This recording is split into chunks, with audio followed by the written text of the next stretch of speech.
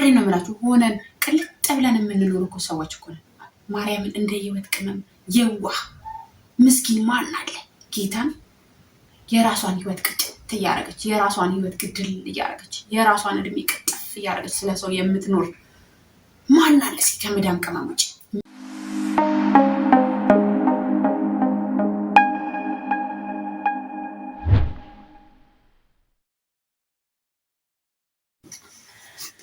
ሰላም ሰላም ሰላም ውድና የተከበራችሁ የማርካን ቲዩብ ተከታታዮች እንዴት ናችሁ? ማሮቼ አላችሁልኝ ወይ? ሁሉ አማን፣ ሁሉ ሰላም፣ ሁሉ መልካም፣ ሁሉ ደህና? እኔ ያለሁላችሁ እግዚአብሔር ይመስገን። ቡና እያፈላን ነው። የዛሬው ወሬ ትንሽ ረዘም ስለማረግባችሁ ያለ ቡና አይወራም። ስለዚህ ቡናዬን አፍልቼ የሚያጣጣሽ ሰው የለም ወይ እንዳትሉኝ፣ ቡናዬን አፍልቼ ቡናዬን እየጠጣው በፍቅር እናወራለን ብዬ ነው ወደ እናንተ የመጣሁት። እሺ እንግዲህ ቡና እስከሚሰክን ድረስ ቤቴን ላይክ አድርጉ፣ ሼር አድርጉ፣ ሰብስክራይብ አድርጉ እና ደግሞ በዛውም እንግዲህ ያው ውድ ደንበኞቼ፣ ውድ ተከታዮቼ፣ የኔ ማሮች በጣም የምወዳችሁ በጣም የማከብራችሁ ስለምታበረታቱኝ ስለምትደግፉኝ በርቺ ጠንክሪ ጎበዝ ስለምትሉኝ ሁላችሁንም እመቤቴን ከልብ ከልብ አመሰግናለሁ። በዚህ አጋጣሚ እንግዲህ ያው አንዳንዶች ደግሞ ምነው ቀረሽ አትመለሽም እንዴ ምነው ቀረሽ የምትሉም አላችሁ። ያው ከምትሰሙት ነገር አንጻር ነው ይህንን የምትሉት። ያው ትዘልቀዋለሽ ወይ ነው እንግዲህ የጥያቄው እንትን ማለት ነው። በመቀጠል እዚህም ደግሞ ያለ ሰው ምን ይላችኋል መሰላችሁ? አትመለሽም? እዛው አይሻልሽም? እዚህ ምን አለ ብለሽ ነው? ነገር እያደር እየጨመረ ነው፣ ሁሉ ነገር እየተወደደ ነው ይላችኋል። ጋይስ የምሬን ነው የምላችሁ። ያው ቪዲዮ አይታችሁ ሊሆን ይችላል የምታዩ ልጆች አላችሁ፣ ቪዲዮዎችን የምትከታተሉ ልጆች ያው ታያላችሁ። አንዳንዴ ያው ወጣ ትላላችሁ አይደለ? ወጣ በምትሉ ሰዓት የምሬን እኮ ነው የምላችሁ። ሰው ይዘንጠው የለ እንዴ ጋይስ? ለብሳችሁ ስትወጡ እኮ ማለት ነው አሁን በሷ ቤት ዘንጣ ይሆናል ምናምን ብሎ እኮ ነው ሰው በቃ የሚመስል። እንደዛ አይነት አስተያየት ነው ሰው የሚያያችሁ ማለት ነው። ሰው ይዘንጠዋል የሚይዙት ስልክ እኛ እዛ ለእንትና ስልክ እንትና ለእንትና ይሄንን ለከበደ እንላለን። የሚይዙት ስልክ፣ የሚዘንጡበት ልብስ፣ የሚዘንጡበት ጫማ ጋይስ ፀጉራቸውን ይኸው እኔ እንኳን ወዳላ ነው የተሰራሁት እንደምታዩ ፀጉራቸው ላይ የሚያረጉት ማኔር የማይሰሩ ልጆች እኮ ናቸው። ከየት ነው የሚመጣው? እሱን ስታስቡ ቀይ ቡና ልቅዳ እንዲኛ ሞት ነው የምር ሞት ነው የምንሰራው እንዴ።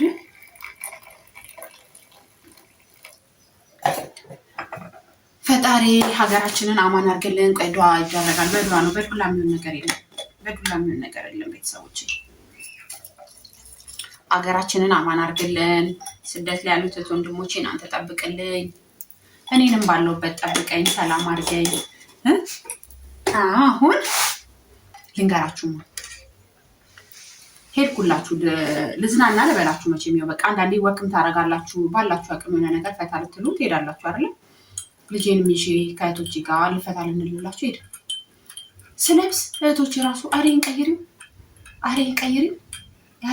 ልና ምንድነው? አረ እናንተ እኔ የምዘንጥበት ልብስ እኮ ይዤ የመጣሁት እልላችኋለሁ።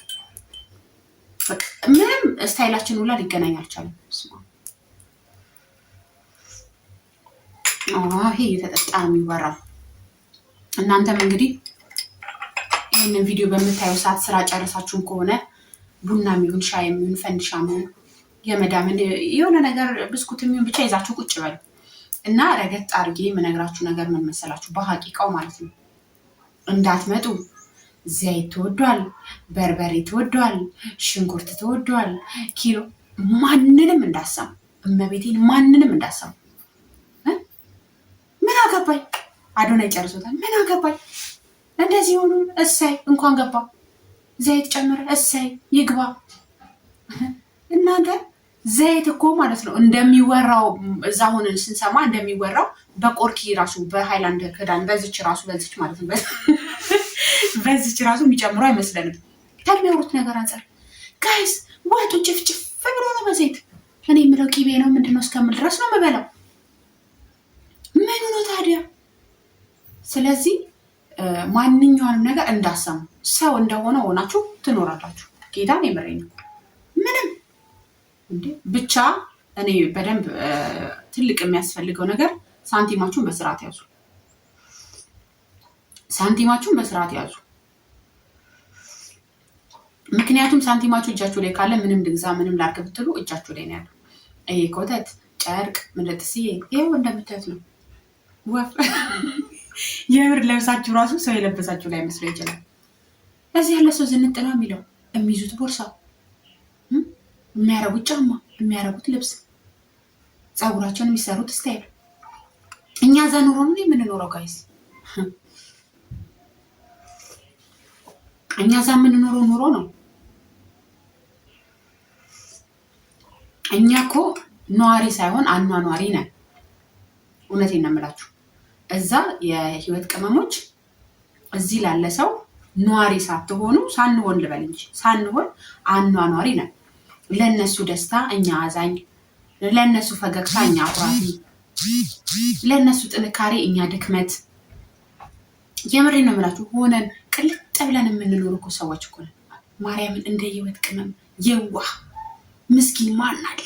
ጌታን የራሷን ህይወት ቅጥት እያደረገች የራሷን ህይወት ግድል እያደረገች የራሷን እድሜ ቅጥፍ እያደረገች ስለ ሰው የምትኖር ማን አለ? እስኪ ከመዳም ቅመሞች እመቤቴን እስኪ ቆም ብላችሁ አስቡ። ክርስቶስን ይህንን እምላችሁ ማለት ነው።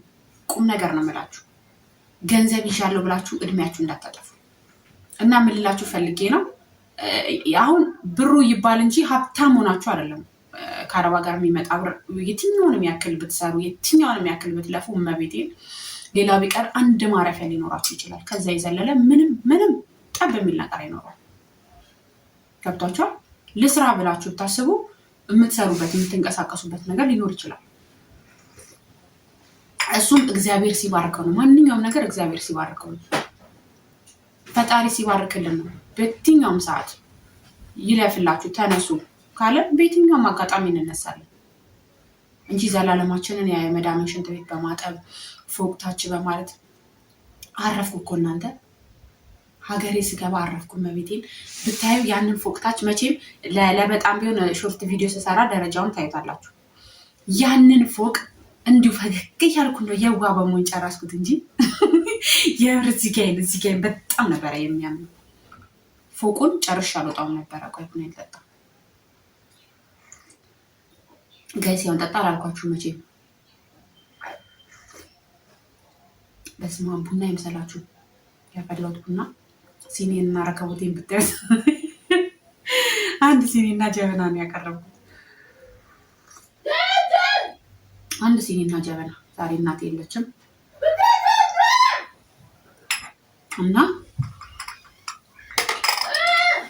እና ማሮችዬ ምን ልላችሁ ወዳለው መሰላችሁ?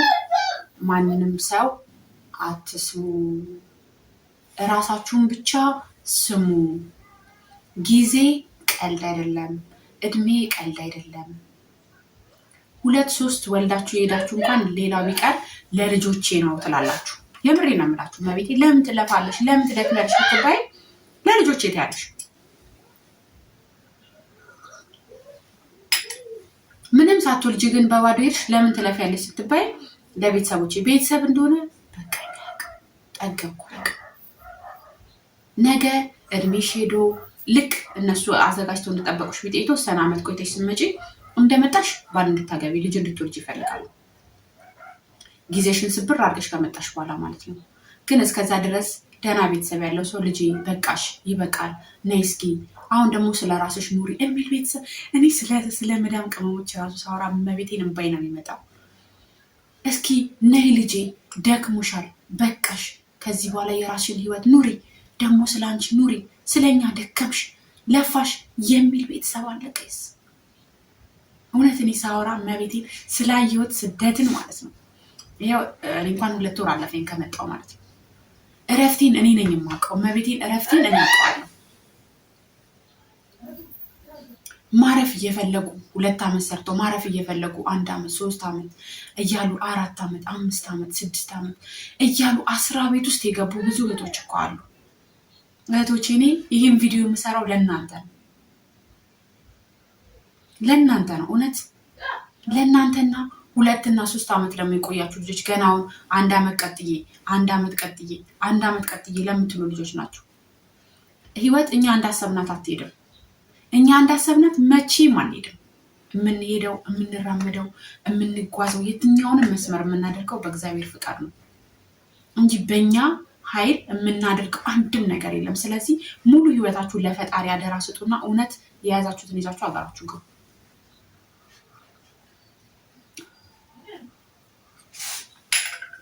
የያዛችሁትን ይዛችሁ አገራችሁ ግቡ። ሰርታችሁ ልክ የመምጣት እቅድ ኖሯችሁ 1 ወር አለኝ ምናምን ስትሉ ቤተሰብ በደህና ሰዓት እኮ ማለት ነው አመጭም ምናምን ይላችኋል። ልክ ልትመጡ 1 ወር ነው የቀረኝ ብላችሁ ትላላችሁ አይደለም?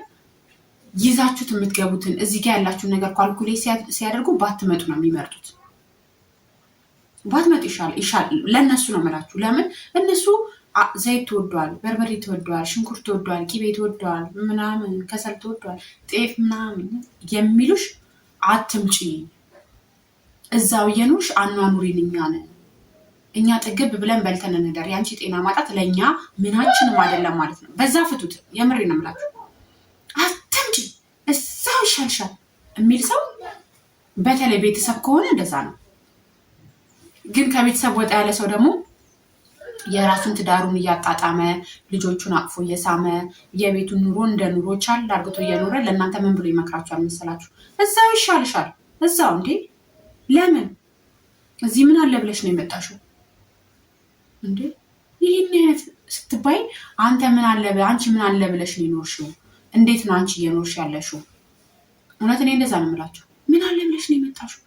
ኧረ እዛው ይሻልሻል ልጄ ስላቸው ምንም የሆነ ነገር ካረግሽላት ልጅቷ ትረሳሻለች። ጋይስ እናትነት እንዴት ይረሳል? በገንዘብ አውቀዋለሁ፣ የልጄን ልዩነት አውቀዋለሁ። ሳልኖር የመጣሁኝ ቀን የነበራትን ክብደትና አሁን ያላትን ክብደት እኔ አውቀዋለሁ። እውነቴን ነው የምላችሁ። ያ ማለት መብላት አቅቷት የምትበላው አታ የምትጠጣው አታ ወይም ይዛት አታ አይደለም። ቤተሰቦቼ በደንብ አድርገው ነው የያዟት፣ በመያዝ ደረጃ ማለት ነው።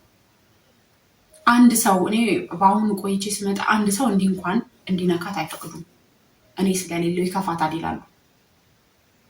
በዛ ደረጃ አይደለም ግን እናት ትንፋሿ በራሱ ብዙ ነገር ይለውጣል በልጅ ላይ ማለት ነው።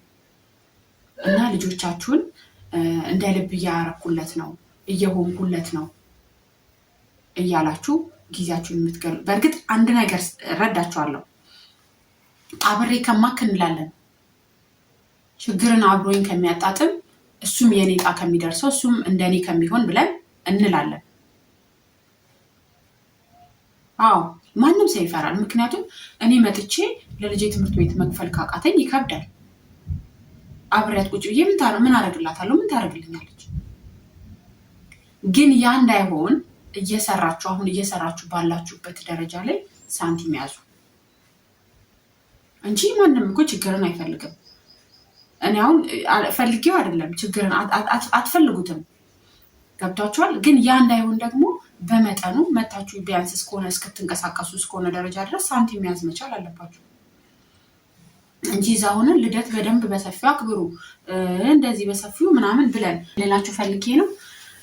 የምናጠፋውን ነገር በሰፊው እንደዚህ አድርጉ፣ የምናጠፋውን ነገር በሰፊው እንደዚህ አድርጉ፣ እንደዚህ ሁኑ፣ እንደዚህ ፍጠሩ ብለን ካልን በኋላ ስንመጣ ምንም ነገር ላይኖረን ይችላል። ያ ደግሞ ተመልሰን እንድንሄድ ይቃጣናል። ገብቷችኋል?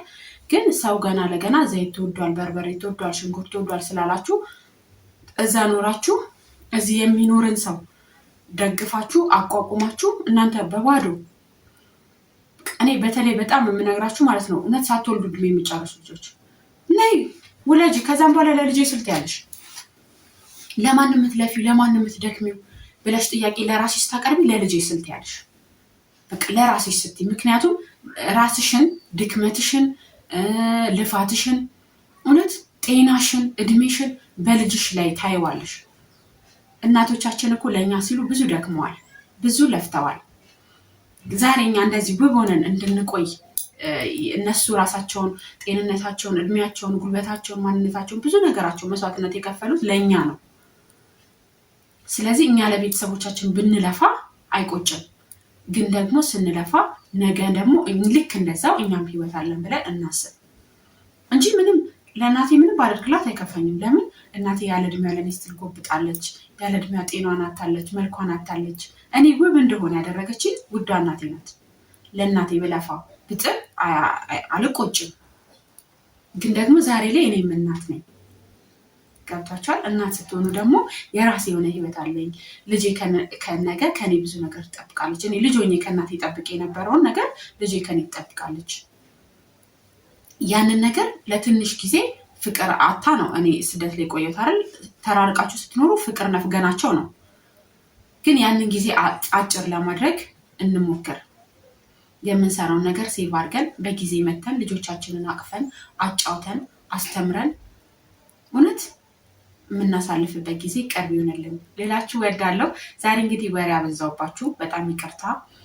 ከምንም ነገር በላይ ሰው እየኖረ ያለው ኑሮ ነው። አሁን እንዴት ነሽ ላላችሁኝ እኔ ደህና ነኝ።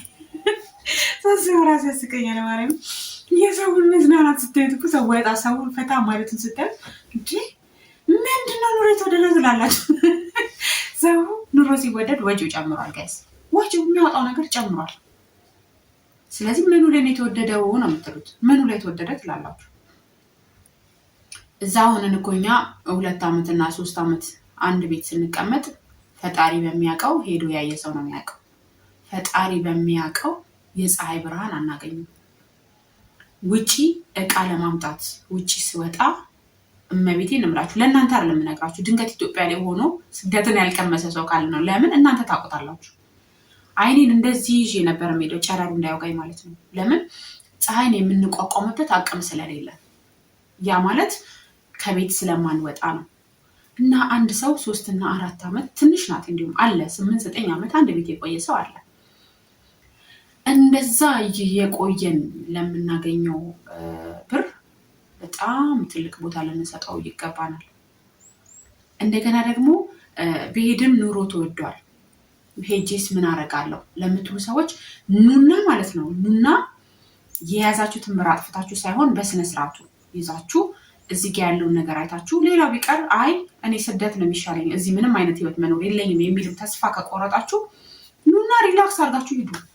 በቃ እውነት አይምሯችሁን ፈታ አድርጉት፣ ህሊናችሁን ፈታ አድርጉት። ዛሬ ጤነኞች ስለሆነን ነው፣ በጣም ጤነኞች ስለሆነን ነው። ስንት አይነት ሜዲካል ምርመራ አድርገን እንደምንገባ እናውቀዋለን። ዛሬ በድዋ ነው ጨስ እያደረግን ነው እና ስንት አይነት የጤና ምርመራ አድርገን እንደምንገባ እናውቀዋለን። እዛም ከገባን በኋላ የምናደርገውን ነገር ምርመራ እናውቀዋለን። ያ ማለት እኛ ልንሄድ የቻልነው ልንሰደድ የቻልነው ጤነኞች ስለሆነ ነው። ጤነኞች ባንሆን አንችልም። ገባችሁ? ስለዚህ እግዚአብሔር የጤናችንን እንዳለ ደግሞ በሰላም ለሀገራችን ካበቃን ተመስገን ነው። ማመስገን፣ እግዚአብሔር ስታመሰግኑ ይጨመርላችኋል ብሏል። ማመስገን በቃ ለሆነውም ላልሆነውም እግዚአብሔር ዛሬ ላይ እኔ ይኸው እግዚአብሔር ይመስገን ሙሉ ጤንነቴን ይዤ ሙሉ እጄን እግሬን ሙሉ ጤንነቴን ይዤ ምንም አይነት ነገር እንትን ሳለን ተመልሻለሁ በሰላምና በጤና ማለት ነው። ሁላችሁም ደግሞ እግዚአብሔር በሰላምና በጤና እንዲመልሳችሁ ጸልይላችኋለሁ። ነገር ግን እንደዛም ሳይሆኑ ጤናቸውን አጥተው ሞተው የሚመጡ አሉ። ታመው በጣም አይምሯቸውን ስተው አብደው የሚመጡ ብዙ አይነት ሰው ነው ከስደት የሚመለሰው። እነሱን ሳይ ተመስገን እላለሁ። ስለዚህ ለሆነውም ላልሆነውም ስለሚሆነውም ስለ ሁሉም ነገር አመስግነን መኖር ነው እንጂ ገና ኑሮ ተወዷል አይ የኔ ሀገር ያልገባ ምን አረጋለሁ ምናምን ብለን እራሳችንን ካሳነፍ ነው መቼም ነው ሀገር ማንገባው። እድሜ ደግሞ የሚቆጭ ሰዓት ይቆጫቸዋል። በጣም የሚቆጩ ብዙ ሰዎችን ስለማቅ ነው። ጤና እግዚአብሔር ካልቆረጠበት፣ ጤና እግዚአብሔር ጥፊ ካላለ ወይም በዚህ ሙቺ ካላለኝ ጤንነቴን በገንዘብ ሊመለስ ይችላል እግዚአብሔር ጋር ማለት ነው። እግዚአብሔር ካልቆረጠበት እድሜ ግን በገንዘብ አይመለስ፣ በጸሎት አይመለስ፣ በምንም ነው የማይመለሰው። ሰውነት ሊመለስ ይችላል። ዛሬ እድሜያቸው በጣም ትልልቅ ሆነው ወጣት ልጅ የሚመስሉ ብዙ ሴቶች አሉ። የበፊት የልጅነታቸውን እንትን የሚያመጡ ሰዎች አሉ። ገብቷቸዋል። ያ ብር ካለ ይወጣል፣ የውስጡ ብር ሲገኝ ይወጣል። እና በእንደዛ ነው የሚያመጡት። የሄደውን ቁጥሩን ግን እድሜ አይመልሱትም። ስለዚህ ቁጥሩን ተጠቀሙበት ነው የምላችሁ። የእድሜያችን ቁጥር ተጠቀሙበት። ሌላው ቢቀር ለማን ነው የምትለፉት ስትባሉ የምትለፉበትን ለልጄ እላለሁ፣ እኔ ኩርት ብዬ ለልጄ እላለሁ የምትሉበት ሪዝን ይኑራችሁ። ስለዚህ እናት ዛሬ ወሬ ያበዛውባችሁ። እንግዲህ እኔም ቡና ልጠጣ፣ እናንተም ላይክ፣ ሼር፣ ሰብስክራይብ አድርጉ እና አበረታቱኝ ጋይስ። በጣም እየጠፋችሁ ነው ደግሞ። ለማንኛውም እወዳችኋለሁ። ሰላም ሁኑልኝ።